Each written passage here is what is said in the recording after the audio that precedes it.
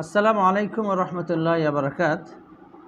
টিভিতে মহিলার সংবাদ উপস্থাপনা ও তার বিনিময় গ্রহণ করা জায়েজ হবে কি?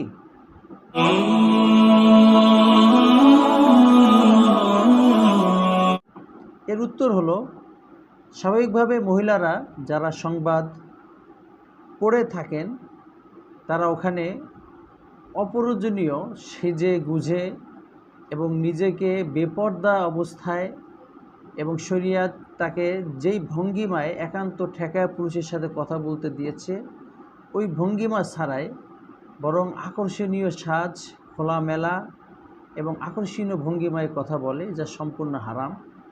তাই এইভাবে সংবাদ উপস্থাপনা করা তাদের জন্য হারাম, আর হারাম কাজের বিনিময়েও হারাম। সেই হিসাবে তাদের এই কাজ করা এবং বিনিময় নেওয়া বৈধ হবে না।